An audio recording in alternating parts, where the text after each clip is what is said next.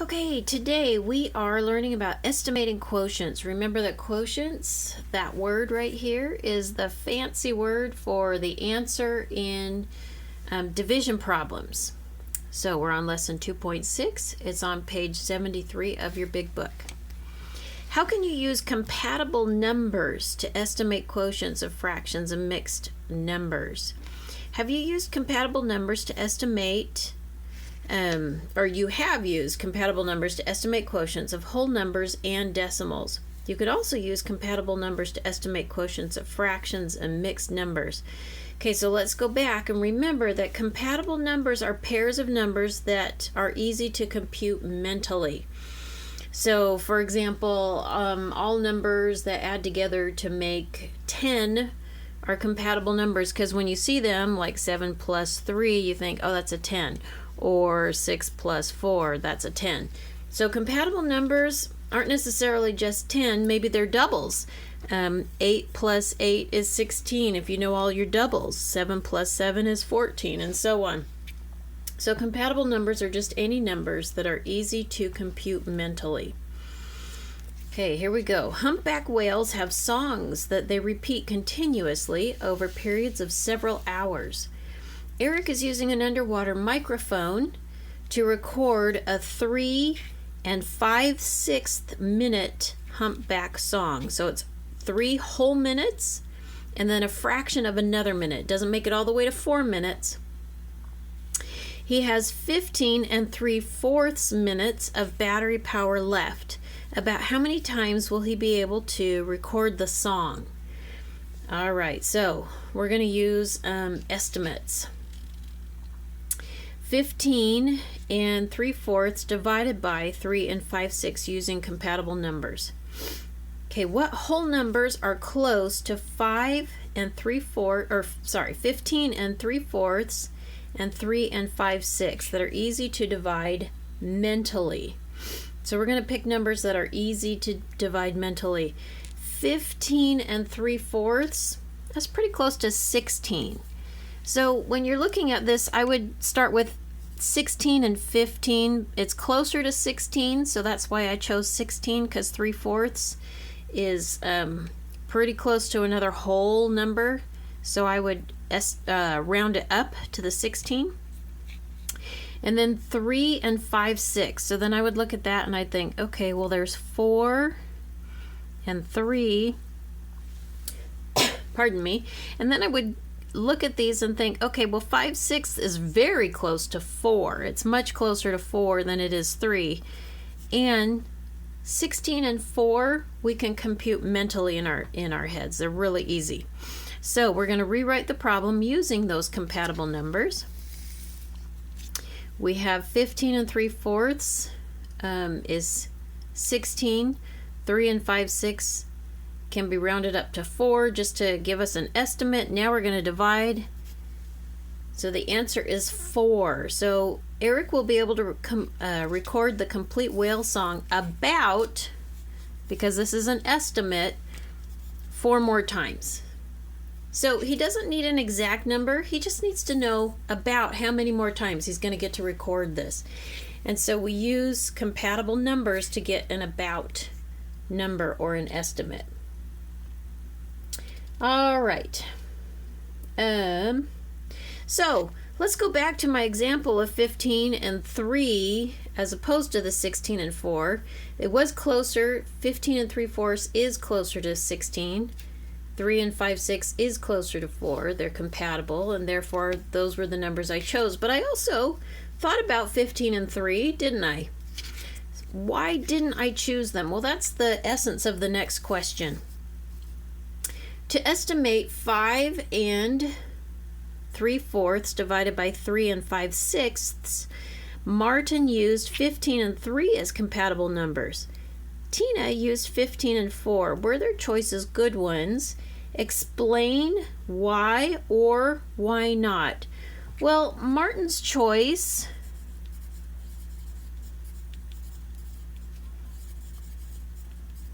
of 15 and 3 is okay. What would we have ended up with? A 15 divided by 3 would have been 5. So his estimate would have got us in the ballpark of that 4.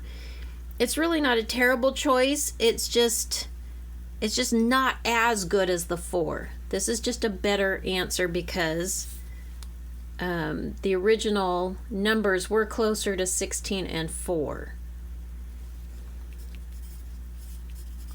Is okay, but not as accurate. As accurate. Okay, let's take a look at Tina. Is that right? Tina's choice? Yeah, Tina used 15 and 4. Tina's choice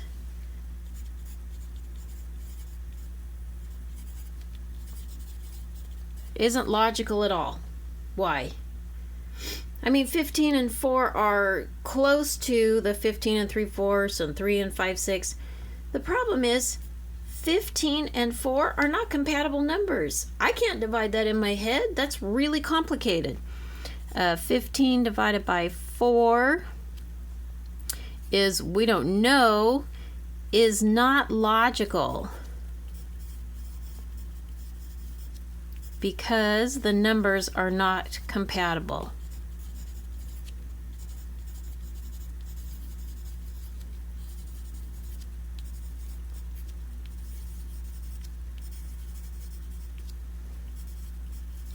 And since they're not compatible, I can't do it in my head. It's too hard.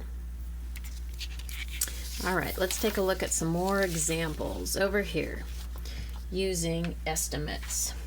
Okay, so we're going to estimate 5 2/3, and we're going to estimate 5/8. Okay, well, this one isn't real simple. I wish they'd give us another simple one first. But that's all right. We'll figure this one out. So we've got 5 2/3. Is that closer to 5 or 6? 6 or 5? Because we're going to round it to a whole number. Well, 2/3 is actually going to get us closer to 6. So I'm going to choose 6 for 5 2/3. And I did it in pencil, so I can erase if I find that this is complicated over here. And then 5/8. Well, think about 4/8. 4/8 is pretty close to a half. So 5/8 is actually pretty close to a half. And if we're looking at our benchmark fractions, we'll remember that this is pretty close to a half. And that works. If I'd chosen 5 divided by a half, that's complicated. I can't do in my head because half of 6 is 3, right? Or I'm sorry, it's 12. So, okay. So this is the same as 1, 2, 3, 4, 5, 6 M&Ms. That's our 6. If they were all divided in half, that would be 1, 2, 3, 4, 5, 6, 7, 8, 9, 10, 11, 12. So 6 divided by 1/2 is 12. So 5 2/3 divided by 5/8 is about, not exactly, but about 12. All right. What if we had chosen the 5 instead? Well, that would be 1, 2, 3, 4, 5, all split in half, and my answer would have been 10, which is okay. This is just more accurate. This one's better. All right. 7/8 divided by 1/4. Rewrite the problem using compatible numbers. So 7/8. Well, remember that 8/8 is 1 whole, right? I like to do this. It's pretty close to 1 whole because 8 divided by 8 equals 1. So this is pretty close to 1. And 1/4, a quarter, is a benchmark fraction. We should just know that, we should just know our halves and our quarters and those fractions. So how many fourths are there in 1? So if I took 1 and I cut it into fourths, how many do I have? I have 1, 2, 3, 4. So 1 divided by 1/4 equals 4. So 7/8 divided by 1/4 is about 4. It's not exactly, but it's pretty close.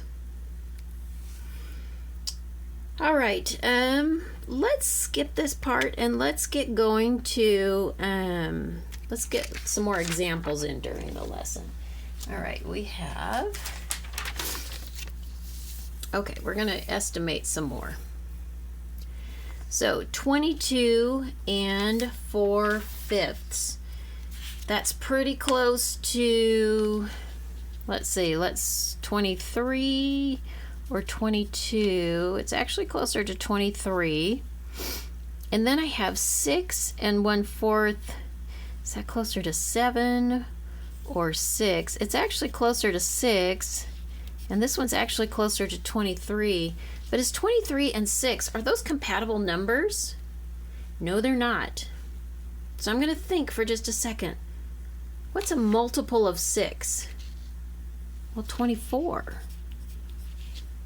So if I'm doing estimates, I could go ahead and bump this up to 24 just because it's an easily divisible by 6, and I would end up with 4.